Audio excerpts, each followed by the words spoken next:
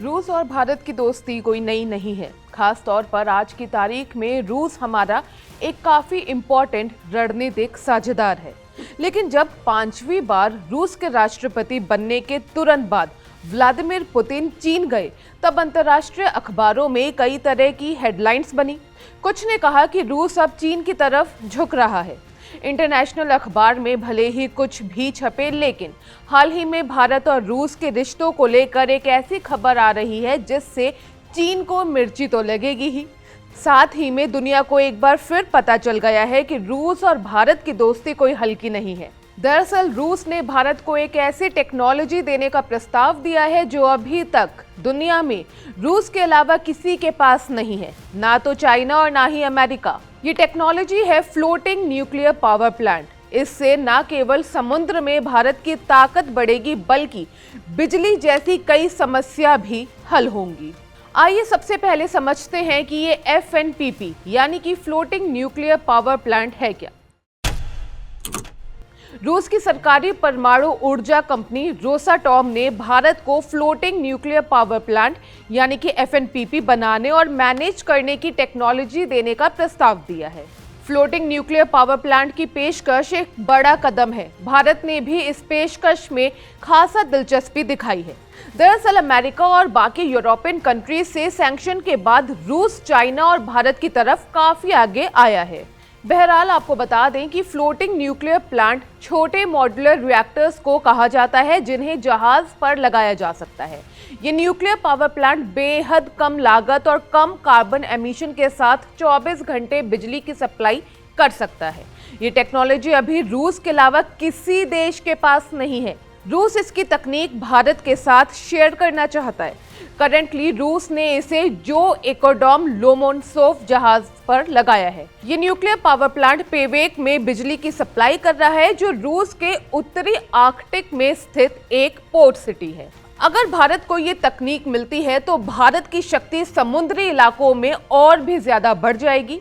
अभी भारत अपनी बिजली की मांग के लिए मोटे तौर पर कोयले या फिर हाइड्रो पावर प्लांट पर डिपेंड है।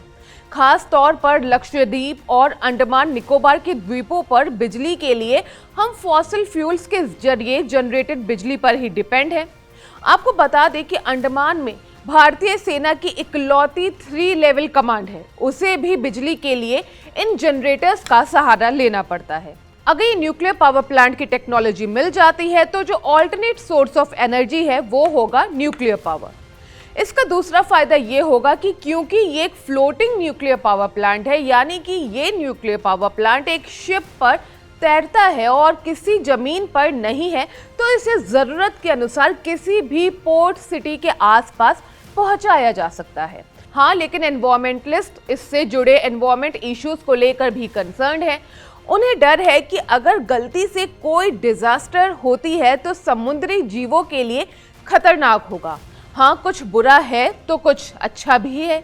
ये प्लांट अर्थक्वेक रेसिस्टेंट है, तो एक दूसरे डिजास्टर के होने के चांसेस कम है। वैसे दुनिया में जैसे जैसे एनर्जी सिस्टम्स में कार्बन एमिशन को कम करने की कोशिश बढ़ रही है, इसका जवाब फ्लोटिंग न्यूक्लियर पावर प्लांट दे सकते हैं। दूर दराज के जो पोर्ट्स हैं और जो आसपास के आइलैंड्स हैं, वहां पर साफ बिजली के साथ ही ऑफशोर तेल, गैस या खनन गतिविधियों के साथ ही शिपयार्ड में बिजली की लागत में कमी लाने के लिए फ्लोटिंग प्लेटफॉर्म्स पर छोटे मॉड्यूलर रिएक्टर एस्टैब्लिश करने में दुनिया का इंटरेस्ट बढ़ रहा है। ये फ्लोटिंग पावर प्लांट न सिर्फ सस्ती और ज्यादा बिजली दे सकते हैं, बल्कि जलवायु परिवर्तन के खिलाफ लड़ाई और नेट जीरो कार्बन एमिशन में भी अहम भूमिका निभा सकते हैं। रूस ने परमाणु रिएक्टर लोमोनोसोव को 2018 के आसपास में चालू किया था, जो आर्कटिक में मौजूद पोर्ट शहर पेवेक को बिजली पहुंचा रहा है। रूस ने यहां पुराने कोयले प्लांट को बंद कर दिया है। आपको बता दें कि चीन इस टेक्नोलॉजी को पाने के लिए काफी कोशिश कर रहा है। चीन में इससे जुड़े कई प्रोजेक्ट्स चल रहे हैं और शायद वो जल्द ही इंप्लीमेंट भी हो जाए। चीन भी इस प्रोजेक्ट पर काफी दिनों से काम में लगा है। साउथ चाइना सी में फ्लोटिंग न्यूक्लियर पावर प्लांट तैनात कर चीन वहां के आर्टिफिशियल आइलैंड्स पर अपना कंट्रोल और भी ज्यादा मजबूत करना चाहता है। अब चीन को यहाँ ये डर है कि अगर भारत के जरिए ये टेक्नोलॉजी साउथ चाइना सी विवाद से जुड़े बाकी देशों को मिल जाती है तो उसका गेम प्लान पूरा का पूरा ही रिवर्स हो जाएगा। आपको बता दें कि इससे पहले भारत फिलीपींस को ब्रह्मोस मिसाइल दे चुका है। ये बात चीन को कतई पसंद नहीं आई थी, इसीलिए चीन को एक आइडिया है कि अगर भारत के पास ये टेक्नोलॉजी आ जाती है तो शायद साउथ चाइना सी विवाद से जो जुड़े बाकी आइलैंड्स और देश हैं उनके पास भी इनडायरेक्टली ये टेक्नोलॉजी आ जाएगी और फिर चीन के लिए जो आगे का रास्ता है वो थोड़ा मुसीबत भरा हो सकता है। अब यहाँ हम आपसे ये जानना चाहेंगे कि आपको ये कॉन्सेप्ट कैसा लगा, क्या आपको ये अच्छा लगा या आपको लगता है कि नहीं न्यूक्लियर पावर प्लांट जैसी जो चीज़ है वो तो ज़मीन पर ही होनी चाहिए। साथ ही कि आपको ये लगता है कि अगर इंडियन ओशन में इस तरह के न्यूक्लियर पावर प्लांट भारत की तरफ से लगाए जाए तो आसपास के एरियाज़ में भारत का दबदबा और भी बढ़ेगा। कमेंट कर ज़रूर बताइएगा। मैं हूँ गरिमा, आप देख रहे हैं स्विच।